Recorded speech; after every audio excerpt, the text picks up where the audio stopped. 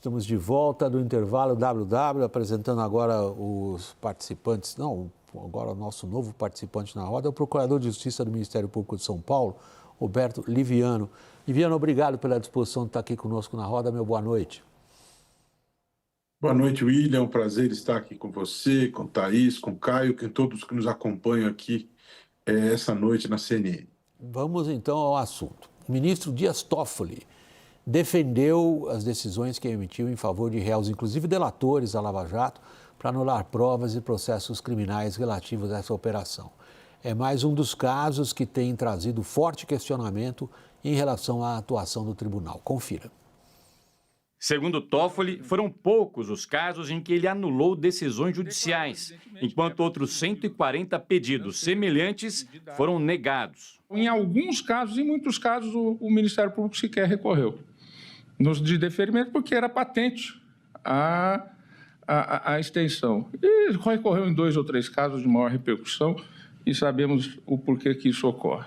A derrubada dos processos foi acelerada após a invalidação das provas do acordo de leniência da Odebrecht em setembro de 2023. Em maio deste ano, Toffoli anulou as decisões contra Marcelo Odebrecht e determinou o trancamento de todos os procedimentos penais contra o empresário. Em setembro, o ministro anulou as condenações de Léo Pinheiro, ex-presidente da OAS e um dos principais delatores da Operação Lava Jato. Nós fazemos isso com muita tristeza, porque é o Estado que andou errado. O Estado investigador e o Estado acusador. Todos nós sabemos onde levou a ausência de plenitude de defesa. Como se deram processos feitos de uma maneira incorreta e ilegal. As decisões de Toffoli se somam a outras recentes que colocam em xeque o papel do STF. Foi isso que questionou em longa reportagem o jornal The New York Times desta quarta-feira. Citando desde o inquérito das fake news aberto desde 2019, passando pela prisão de parlamentares até o bloqueio do X no Brasil, a publicação fez uma crítica central às ações recentes do tribunal. A de que, por vezes, a corte foi vítima, investigador e juiz de um caso, tudo ao mesmo tempo, e deixou no ar a pergunta: o Supremo está salvando ou prejudicando a democracia? Liviano, é uma pergunta dificílima essa que o New York Times levanta hoje em sua manchete. É uma longuíssima reportagem, não foi uma nota ou algo assim en passant, que o jornal se dedicou. Uma equipe de 4 repórteres passou um bom tempo examinando ações do STF e foram consultar especialistas americanos do mundo acadêmico sobre isso. E aí chega o jornal a uma conclusão a respeito da pergunta que ele mesmo levantou. Se o Supremo salva ou se o Supremo ameaça a democracia, diz o jornal americano. A esquerda brasileira acha que salva, a direita brasileira acha que ameaça, o jornal acha que os dois têm razão. E você, Liviano? Bom, vamos começar por essa questão do ministro Toffoli. Me chama a atenção nesta fala que foi reproduzida aqui na reportagem, que ele diz nós, com tristeza. Mas não é bem assim. Vamos colocar uma vírgula aí. Ele diz nós, mas foi uma decisão dele, individual, monocrática. Não é? 83% das decisões lançadas pelo Supremo Tribunal Federal em 2023 foram monocráticas, apesar de estarmos falando de um tribunal, e a sociedade espera que dos tribunais venham decisões colegiadas. Tribunais decidem de forma colegiada, mas Toffoli decidiu de maneira monocrática, anulando decisões que o tribunal já tinha decidido de maneira colegiada. Qual o problema disso, William? O problema é que isso fere a segurança jurídica. E a sociedade espera de um tribunal como o Supremo segurança jurídica. Os negócios, a expectativa por parte da sociedade é que as decisões do Supremo, da última instância da Justiça, sejam decisões confiáveis, sólidas. Então, quando ele diz nós com tristeza, nós não. Não foi a turma e não foi o pleno. Foi ele, em caráter monocrático. E essas decisões dele estão sendo contestadas pelo Procurador-Geral Paulo Gonet, não é? E não está sendo submetido isso à turma ou ao pleno, o que contraria o regimento do Supremo, como foi aprovado em proposição da ministra Rosa Weber. Então, isso é ruim. Isso é ruim para a imagem do tribunal, isso faz com que o Supremo perca a credibilidade. Deixa eu passar agora a bola para os nossos repórteres políticos hoje aqui na nossa roda, Liviano. Começando por você, Caio. Evidentemente que esse tipo de pergunta que o New York Times fez, que tem uma enorme provocação embutida ali, contamina o debate político brasileiro. Nós estamos diante de novas, digamos, instâncias do debate político no qual o Supremo vai ter grande importância. Veja-se, por exemplo, terminam ou não terminam os inquéritos que estão sendo presididos pelo ministro Alexandre de Moraes. Quer dizer, nesse ambiente político, como é que você acha que isto vai evoluir? Não, eu tenho a impressão que isso tem evoluído, mas muito vagarosamente, né? Se a gente comparar o Supremo hoje e o Supremo de 1 ano atrás e o Supremo de 2 anos atrás, quando a gente ainda estava no governo Bolsonaro, era um Supremo, vamos dizer, maior, né? Mais hipertrofiado. Ainda é um Supremo hipertrofiado, mas ele é um pouco menos. Haja vista que em muitas das decisões que são símbolos, né, não chego no inquérito das fake news, mas eu chego, por exemplo, na soltura do Felipe Martins, na soltura do Marcelo Câmara, vários casos que eram simbólicos dos superpoderes do Supremo, especialmente do Alexandre de Moraes. Já houve uma revisão justamente porque começou-se a ter também uma pressão grande de diversos setores da sociedade, não necessariamente bolsonaristas, de que havia excessos e até mesmo dentro do próprio Supremo Tribunal Federal. Isso começou a criar um incômodo. Então, hoje, o Supremo já é um pouquinho menor do que há 1 ano e bem menor do que há 2 anos. Não é o ideal ainda. Ele ainda é um player político, ele ainda é um agente político, potencializado por uma aliança política, a meu ver, junto com o Palácio do Planalto, com o governo Lula, que colhe frutos também, não tem maioria no Congresso, vai lá e se apoia muito no Supremo, né? Mas eu acho que isso está em curso, né? Não num curto prazo, mas talvez num médio prazo de ser finalizado. Jussara, de fato a questão levantada pelo New York Times ela é profunda, porque ela faz nós aqui no Brasil nos perguntarmos em que ponto a gente pode esperar que aquilo que foi considerado excepcional, do ponto de vista do próprio Supremo, hein? Não somos nós jornalistas que chamamos de excepcional algo do que foi feito lá, que isto agora se transforme em autocontenção e leve ao que os próprios integrantes do Supremo chamam de volta à normalidade. O que o ambiente político diz aí para você, Jussara, em relação a isso? Que expectativa o mundo político em Brasília está colocando em relação ao comportamento do Supremo? Olha, o que dá para a gente observar daqui das nossas conversas, desse trânsito aqui na Praça dos Três Poderes, William, é que o Supremo Tribunal Federal, os ministros ainda insistem numa defesa, no caso especificamente, do ministro Alexandre de Moraes e de suas decisões. Mas isso da porta para fora.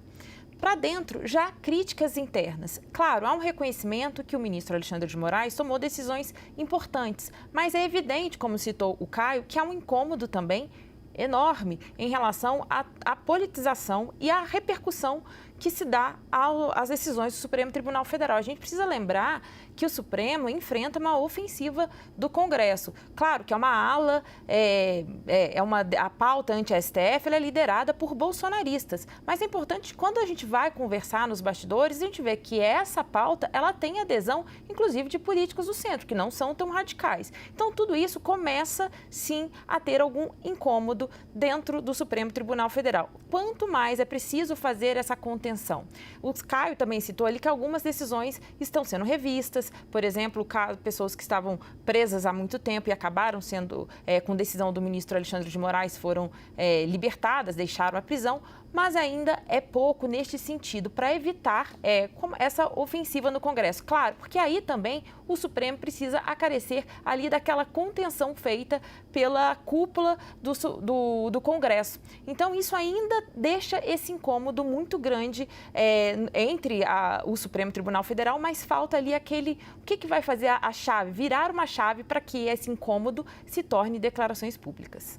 Eu queria trazer agora para a tua avaliação, Thaís, algo que o Liviano disse na resposta dele, logo no início da participação dele, quando indagado, e aí, como é que fica isso? O New York Times coloca uma coisa em oposição à outra, e o Liviano disse, o problema é o clima de insegurança jurídica que, no fundo, a reportagem está apontando. Em relação ao mundo da economia, como é que o Supremo está sendo visto? William, tem me surpreendido a adesão de todos que eu ouço, né, a alguma contenção ao Supremo, a alguma mudança, alguma coisa que evite que aconteça o que o Liviano disse aqui, mais de 80% das decisões sendo monocráticas no STF. E é exatamente esse o ponto, assim. A decisão de investimento que eu tomar de médio e longo prazo no Brasil está sob que risco de ser revertida contra mim, né? E não a favor do meu negócio. Acho que essa é a pergunta que eu tenho captado assim, no mundo dos negócios, mas muito não é nem só da questão da democracia, porque o New York Times pega esse valor maior, que é, no fundo, inclusive, o debate aqui que a gente acaba levando no dia a dia, mas a preocupação grande especialmente por causa das decisões da Lava Jato, vamos lembrar aqui que depois dos casos de corrupção, toda a onda de compliance que as empresas adotaram, toda a onda de revisão dos seus métodos, inclusive de relação com o setor público, isso já foi feito, o quanto isso pode se reverter. Não, tem o caso clássico, desculpa, William, da revisão da coisa julgada, né? Exato. Esse acho que é o grande caso do universo econômico. O Supremo reviu ali critérios e limites da coisa julgada, né? Enfim. Liviano, como é que esses inquéritos... De segurança jurídica, né? Exato. Desculpe. Não, desculpo eu. Liviano, é o seguinte, seguindo esse raciocínio, como que isso termina? O que os inquéritos produzem são levados ao Ministério Público e aí teremos uma denúncia? Sim, veja, o inquérito é um instrumento investigatório, né, e, ao final, o destinatário disso é o Ministério Público, que vai produzir uma denúncia, que é a peça acusatória, e isso vai gerar uma ação penal que pode ter como resultado uma condenação ou não. Esse é o fluxo normal. Agora, eu penso que a grande questão que está sob debate aqui, se o Supremo salva ou ameaça a democracia, que é o cerne da nossa discussão aqui, eu penso que nós precisamos ter cuidado ao procurar responder essa questão, para não sermos genéricos, generalistas ao responder isso. Em alguns momentos, algumas decisões são importantes, como a decisão do ministro Flávio Dino, quando ele determinou a rastreabilidade das emendas, quando ele determinou limites, apontamentos sobre o destino das verbas das emendas, a proibição de destinar verbas de unidade da federação diversa daquela do parlamentar, e essa decisão foi confirmada por todos os ministros. Essa é uma decisão importante no sentido de reafirmar o valor constitucional da transparência, né? Esse é um valor, uma decisão importantíssima, e isso, inclusive, está gerando a reação por parte do Congresso, no sentido de termos o avanço aí desse pacote anti-STF. Não se pode criticar o Supremo por defender transparência, por defender publicidade, não é? Agora, quando se critica o Supremo por ser um tribunal que está restringindo liberdade de manifestação, eu acho que um caso emblemático é o caso de Daniel Silveira. Será que o Supremo restringiu a liberdade de expressão? No caso de Daniel Silveira pregou a volta da ditadura, né? Mesmo um ministro indicado por Bolsonaro, André Mendonça, votou pela condenação de Daniel Silveira, né? Como é que você vai absolver alguém que prega a ditadura, que prega a ruptura dos valores democráticos? Então, naquele momento, o Supremo condenou um deputado que desrespeitou um pacto que fez com os eleitores da eleição. Então, naquele momento, ao meu ver, o Supremo agiu corretamente. Não houve nada de errado. Foi correta a condenação de Daniel Silveira, do deputado que desrespeitou o pacto. Agora, óbvio, vai haver sempre narrativas de um lado, de outro, cada um vai fazer a angulação que convém. Então, eu penso que não é correto você dizer sempre o Supremo está salvando, sempre o Supremo está agindo assim ou agindo assado. Não, o Supremo em alguns momentos agiu corretamente, em outros momentos pode estar exagerando, inquéritos podem estar durando tempo demais. Acho que os ministros têm que ter transparência em relação às atividades dos seus gabinetes, por exemplo. Isso é importante, não há. Acho que é importante termos mandato para os ministros do Supremo, tá certo? Existem coisas. A autocontenção que se tocou aqui é uma questão fundamental, um código de ética com o qual se comprometam os ministros e assumirem os erros quando os cometem. Isso é muito importante. Roberto Liviano, uma pena, nós estamos chegando ao final do nosso segmento. Essa conversa vai prosseguir em outras ocasiões, tenho toda a certeza. Queria, então, neste momento, agradecer a sua disposição de participar aqui da nossa roda. Roberto Liviano, Procurador de Justiça do Ministério Público de São Paulo. E meu boa noite, Roberto. Meu boa noite, uma honra, uma alegria, um prazer estar com vocês. Estou sempre à disposição. Forte abraço. Obrigado. Jussara, meu boa noite também. Thaís, querida, boa noite. E é o Caio, meu boa noite. Nós vamos para o intervalo. Na volta, nosso assunto é a eleição nos Estados Unidos. Até já.